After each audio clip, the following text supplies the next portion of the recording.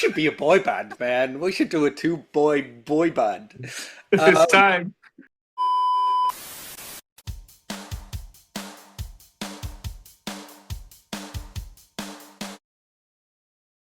Hello, everyone. Welcome to No Drama, Just Movies, and we are back with another movie review. Hit that subscribe button to stay tuned for the content that we produce each and every week in the world of TV and movies, or kind of each and every week. But what can we do? My name is Cameron, and it's the end of the road, Kelly Smith, and I'm joined by my esteemed colleague here. I hope it is. I'm Phil. I see you, Cohen. Oh, we're gonna get into. I mean, I think that works. I mean, that works. That does work. That does work. But of course, if you haven't guessed it by now, but of course you have based on the title of this video, we are here to review none other than Avatar: Fire and Ash. Of course, the third installment in the very, let's just call it box office successful franchise that is the Avatar movies, obviously by the GOAT himself, James Cameron. So, okay, I mean, let's just go into our thoughts right off the bat, right? I see the Avatar movies now as almost like an immersive experience, almost like an experiential event. It's hard for me to see these movies as like I'm just going to the cinema to watch a movie. I don't think that's how I see it anymore. How I see them now is it's like I'm going for an activity, as if I am going for like an immersive experience or something that's just a combination of the two. And in theory, that should be a perfect match. Like you have a movie, and obviously anyone who watches our reviews or movie reviews or just us in general, obviously we love movies. So having movies combined with this extra element, that being at least for our screening, or how I like to see these movies, which is in IMAX and specifically in IMAX 3D, it should be the perfect marriage. And to a degree it is, in the sense where I was not let down visually. I was not let down by my experience, in at least in terms of a shared communal experience watching a movie in this way in IMAX in 3D, with James Cameron taking advantage, of course, of the IMAX cameras as well as the technology. And to a degree, that makes it worth it, even if it just is you just seeing this movie as a one-off. However, I said my intro, I made the joke, I said end of the road. It feels like the end of the road. I feel like this is I love James Cameron. Everyone loves James Cameron, but it almost feels criminal how he was able to get away with releasing this third movie, which is essentially a rehash of the first two. And I know that a lot of people are saying this, like that's the main critique. And it's not because it's just jumping on the bandwagon. It's true. It rehashes a lot of the same things. The conflict is the same. There's not really any development in terms of the main conflict or the main story. Character arcs are pretty much kind of the same. It does feel like you're watching the same movie. And it's a shame because I don't know if Avatar 4 or 5 will ever get made. I literally saw James Cameron it's possible. I literally saw James Cameron give an interview today where he said that if he doesn't get the opportunity to make Avatar 4 or 5, that he will hold a press conference and essentially read the story outline of how 4 and 5 ends. That's what he said to, I saw in an interview today. But pay for to see that. I can see it on YouTube or something. But that's the unfortunate thing, because it's like you'd imagine that 4 and 5 would advance the story, because there are things in Avatar 3 Fire and Ash where it does give you a brief glimpse of maybe where we're heading. For example, whether that be the redemption of Quaritch, or maybe the eventual death, I'm assuming, of Jake Sully and the rise of his son, and whether we go back to Earth again or whether or whatnot. But this movie was the time to really start to make some moves in terms of pushing us towards where we're going. And it didn't. It's a rehash. And that's why I'm conflicted. I think on one hand, this is not a very compelling movie.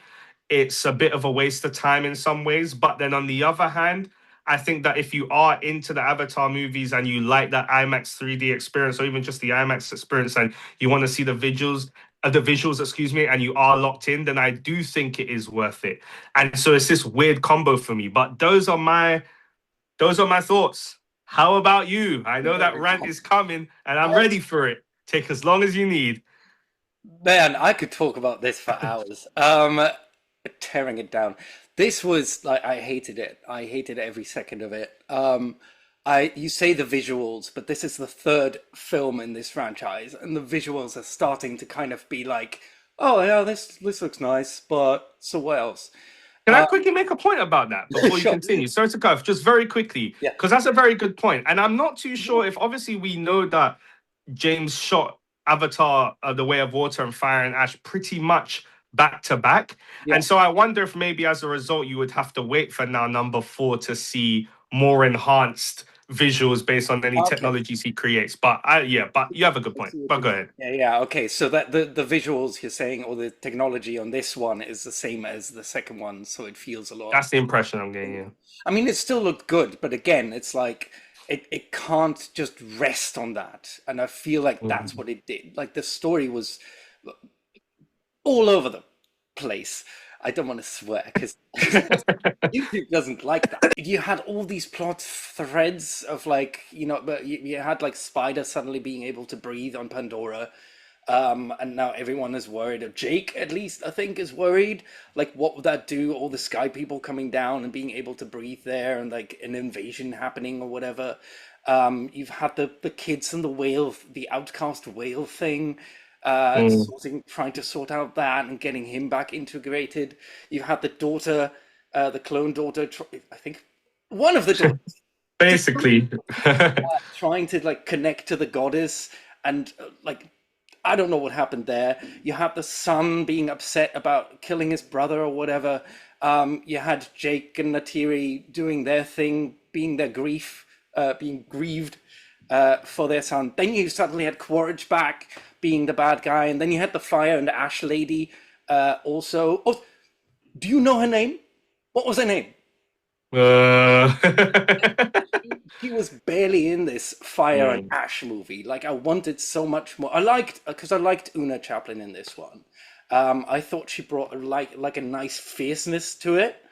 Um, mm. Fierceness is the so I right wanted word there. more. Like I'm done. I'm done with Quaritch. As much as I love Stephen Lang and I like what he's doing in this one, Mm. we've had him for 2 films now. Like be done.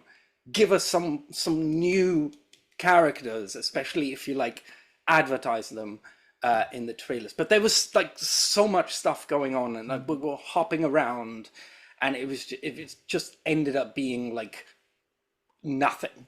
So when they when they brought Quaritch back, I thought not him again. But then they almost did something interesting, like when Quaritch captures Jake Sully and they're like tracing, they're tracking down the kids, and they're like now realizing that Jake's kids are in trouble and Quaritch's kid, Spider, is in trouble, so they now have to team up. And I thought, ooh, this might be something. We have Quaritch again, but now these rivals have to team up to defeat an even bigger bad. But then they just like backtracked on that, and it Yeah. was Quaritch teaming up with the Ash Lady. Yeah, it's just it was nothing. It was boring. It was completely like some of this was absolutely stupid. I didn't want it. I didn't need it. I'm done. Yeah, one point I want to pick up on what you just said there. Uh, a common critique that I hear of Star Wars, for example, right, over the years is that Star Wars for a universe that is so big, they continuously make it so small, in terms of revisiting the same planets, the same towns, or whatever, right? And it's weird because I felt that with this movie as well. Like Pandora, the way that I remember James Cameron promoting Avatar Way of Water. And one of the things that I really enjoyed in anticipation for that is him talking about exploring Pandora, more of Pandora, the different tribes of different type of Navi you Mhm. have there. And just how that Pandora is bigger than what we see in the first movie. And you made a good point in terms of you see this Ash tribe, and I was thinking that you were even visually gonna get like a really different aesthetic in terms of maybe where they're based on Pandora, and you see the one I don't know, volcano or something like that, and or dormant volcano or something, and that's pretty much it. Like there's we don't really get a feel for this type of tribe. Obviously, the main one there, she gives obviously her reason as to how, why they're on their well, kind of on their quest. So what happened to their land? The fire coming and taking it away, and or the lava. I'm sure she was referencing I like the missed that volcano. part If I completely. remember correctly, unless I'm making this up, I'm sure she Maybe. was saying that basically the volcano went off, and as a result, the fire basically is what made their habitat what it is. And so she was asking Awa to save them, but no one came. So she was like, instead, now she's made friends with the fire. Do Okay. you remember that? Nope. Like something like that. But it's just never really explored, and No. Pandora is now starting to feel so small to me. Now it kind of makes me want to explore a different planet, and that's why if Avatar 4 and 5 do get made, and we will get onto that, that'll be my final question to you in a second. But if they do get made, I mean, I really hope that we either explore different parts of Pandora, or that we need to find out what's happening with Earth now. 'Cause obviously, the first movie, it started with them trying to, Earth dying or whatever. They're trying to mine Pandora for its resources. Then in the second movie, they tried to get some serum from the brain of the whales, right, or Really? something, if I remember correctly. And then in this movie now, obviously they're focusing on Spider, but we need to get some resolution. We need to find out where this is going, and it needs to not feel so small. But that does lead me to my final question. Go. Does obviously Avatar 4 and 5 being made is obviously going to be based upon how much this movie does, right? Do you think that Avatar 4 and 5 will get made? I think so. Yeah, yeah. Like this will make at least 1 billion. This will make money.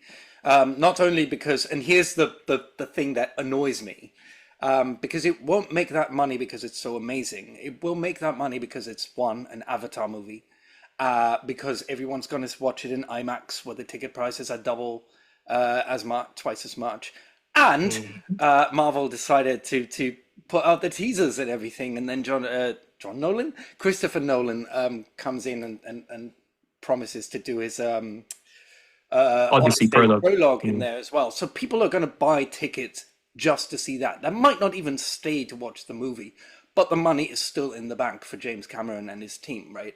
So yeah, it's going to make money, and so if it makes money, why not do it again and again and again and again and again and again and again? So yeah, there's going to be a 4 and a 5. I don't want it. If it were up to me, I'd say, like, James Cameron, go back to doing something interesting. Actually tell a good story. Because he had a moment when he did both. Like, remember Terminator, like the early Terminator film. Awesome stories, like really innovative stories as well. Like really cool action, really cool drama, and cool, like, impactful visuals and stuff. So he had Yeah. both. Titanic was an awesome film as well. Despite, like, it wasn't just, oh, look, I made a Titanic and I recreated everything. It was, I did that, but let me tell a good story that people. Yeah. So it was much more. And now it seems like he's all about the technology of it. So Mm. yeah. Does that answer your question? It does. It does. I mean, I'm in agreement. I think Avatar 4 and 5 will get made. I think that the movie would definitely need to at least cross 1 billion for them to get made. And maybe Disney will turn around and say, we'll greenlight 4 and then wait to then greenlight 5. But I think this weekend will tell us. This weekend specifically, obviously, will be the second weekend of Avatar, and we will get an idea of where we're at. But if it doesn't cross 1 billion, which would be wild, then I think it is the end of the road. But yeah, we'll have to see. But of course, let's go to our Icee review scores out of 10. How many Icees will you give Avatar Fire and Ash? If I could, I would keep all my ices. I would dump these ices out on the road, down the sewer, instead of giving them to Avatar Fire and Trash. I'll give it 1 because I have to do something. If I had a 0, I would give it 0. But I give it 1 Icee. I was bored the whole way through. It meant nothing to me. I didn't care about the characters. I didn't care about the problems. I didn't care about the story. It was just an absolute nothing fest. And the worst thing was, it was 3 hours 17 minutes Yeah. long, and it could have just been like an hour long TV episode or something.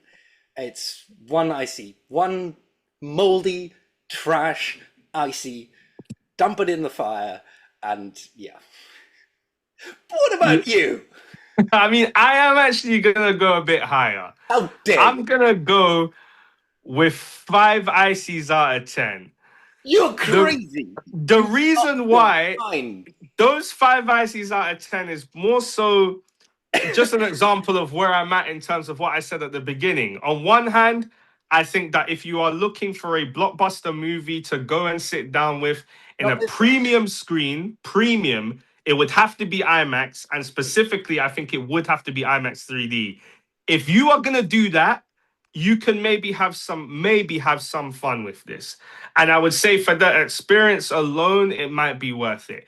If you are going, however, with the intention of wanting to see a masterpiece of a movie, and even if you're thinking of just going to watch a movie, but it's not in IMAX or in IMAX 3D, I don't think this is one to watch. I think you'd be wasting your time. But Yeah. I had a decent time, at least because it was a blockbuster. I was waiting for it. We had the in IMAX with the glasses on, with the visuals, so it gave me something. But will I watch this movie ever again? No. But that will do it for our review of Avatar. What did you call it? Fire and ass or trash. Sorry, that was it. but that works too. But that will do it for our review of Avatar: Fire and Ash. Once again, we are No Drama, Just Movies. Please subscribe to our YouTube channel, like, comment, share, drop down in the comment section below. Let us know your thoughts. Once again, my name is Cameron, the end of the road, Kelly Smith, and I'm joined by my esteemed colleague here.